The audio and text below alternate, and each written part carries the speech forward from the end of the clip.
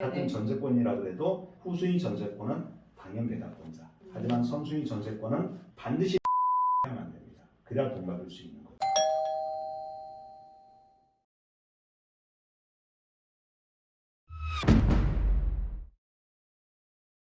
안녕하십니까.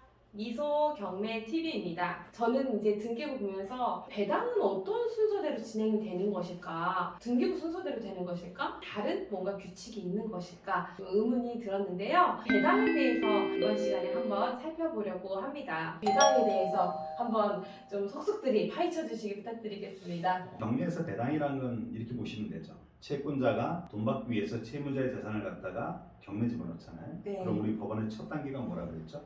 채무자의 재산을 압류하는 거. 압류한다. 압류가 끝나면 어떻게 해야 되겠죠? 이제 팔아야겠죠. 팔아야죠. 그죠? 네. 환가한다. 좀 어렵게 얘기하면 네. 환가한다. 환가에서 이제 결국 우리가 거기서 매수인이 나타난다는 얘기잖아요. 네. 그럼 매수인이 잔금을 낸다는 거죠. 그럼 마지막 절차가 우리 법원에서는 뭐가 되겠죠? 이제 나눠 가지는 그 배당. 그렇죠. 배당이라는 건 결국은 채권자를 비롯한 권리 신고한 그런 채권자들이 각자의 권리 순위에 따라서 자기의 배당금을 갖다 받아가는 절차다 이렇게 보시면 될 것 같아요. 내가 어쨌든 배당받기 위해서는 배당 요구를 하지 않아도 되는 그 권리가 있고 또 배당 요구를 꼭 해야만 하는 그 권리들이 있잖아요. 네, 그게 좀 헷갈려요. 법원에서요 굳이 채권자가 배당 요구를 안 해도 그 채권자의 금액을 채권 금액을 어느 정도 특정할 수 있으면 굳이 배당 요구라는 얘기는 안 해도 돼요. 네. 하지만 그 사람이 갖고 있는 채권 금액을 특정을 못한다 그러면 법원에서는 알 수가 없잖아요. 그래서 그렇죠. 반드시 배당 요구를 해야 되는 거고요. 법원에서 금액을 안다는 건 등기부에 명시가 되어 있는 것. 네. 아, 맞나요? 네. 근저당은 그러면 채권 금액이 있어요, 없어요? 채권 최고액이라고 기록돼 있죠. 네, 맞아요. 그래서 금액이 반드시 기록이 돼 있습니다. 네. 그럼 법원에서는 근저당권자의 채권 금액을 알기 때문에 굳이 근저당권자가 채권 신고하지 않는다 하더라도 법원에서는 그 채권 최고액을 기준 잡아서 가배당표를 만들 수가 있는 거죠. 어떤 사람이 또 있을까요? 배당 요구 안 해도 배당 받을 수 있는 채권자에 해당되는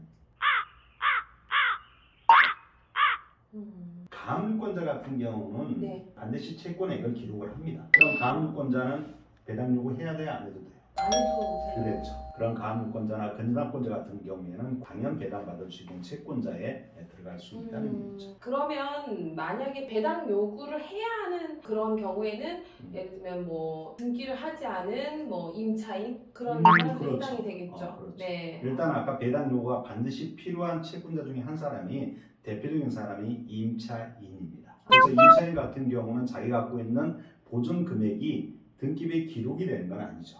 네. 아까 저번 시간에 우리가 임차권 등기를 경유했죠. 네. 그럼 임차권 등기를 경유하니까 보증금이 기록되겠죠. 네. 그럼 그 보증금을 갖다 굳이 법원에 알리지 않는다 하더라도 한마디로 배당 요구하지 않는다 하더라도 우리 법원에서는 당연히 알 수 있잖아요. 네. 그러니까 당연 배당권자에 들어간다는 거죠. 네. 근데 그런 등기된 임차인들은 10%도 안 돼요. 대다수 90% 정도가 대부분 등기하지 않은 채권적 전세권을 갖고 있는 임차인들이 대다수입니다. 그래서 네. 그런 임차인들은 보증금 얼마, 확정일자 언제 받았다. 뭐 이런 내용들이 결국은 주머니나 장롱 속에 들어가 있다 보니까 그런 임차인들은 갖고 있는 권리를 우리 법원에서는 알 방법이 없다는 거죠. 네. 그래서 그분은 그러면 반드시 배당 요구해야 돼요, 안 해야 돼요?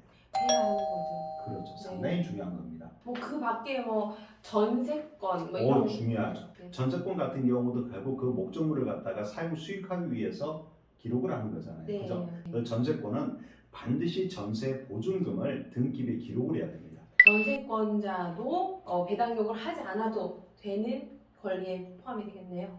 그것만 해서 넘어간다 그러면은 난리 나죠. 아, 그래요? 민사집행법 제91조 사항에 나와 있겠네. 지상권, 지역권, 전세권, 등기된 임차권이 저당권, 압류, 가압류권자에 대항할 수 있으면 네. 매수인이 인수한다. 이게 인수주의예요. 다만 전세권자가 배당 요구하면은 매각으로 소멸된다. 같은 전세권자라 그래도 소위 말소기준 권리 아래에 있는 후순위 전세권자는 배당 요구 안 해도 당연 배당권자에 들어갑니다. 네. 어차피 매각으로 소멸되는 권리이기 때문에.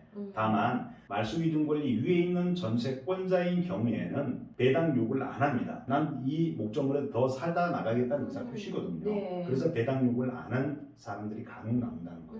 그러면 그 전세권은 인수가 된다는 얘기죠. 네. 그래서 전세권자일지라도 말소기준 권리 위에 있는 선순위 전세권자인 경우에는 반드시 배당 요구를 해야만 됩니다. 그래야 돈 받을 수 있는 거죠. 좀 다르죠? 네네. 같은 전세권이라 그래도 후순위 전세권은 당연 배당권자. 하지만 선순위 전세권은 배당 요구해야만 배당받는 채권자. 나눠준다는 얘기입니다. 네. 그러면 그 다음으로 배당 절차에 대해서 그러면 설명을 좀 부탁드릴게요. 그냥 돈을 확 주시는 건 아닐 거 아니에요?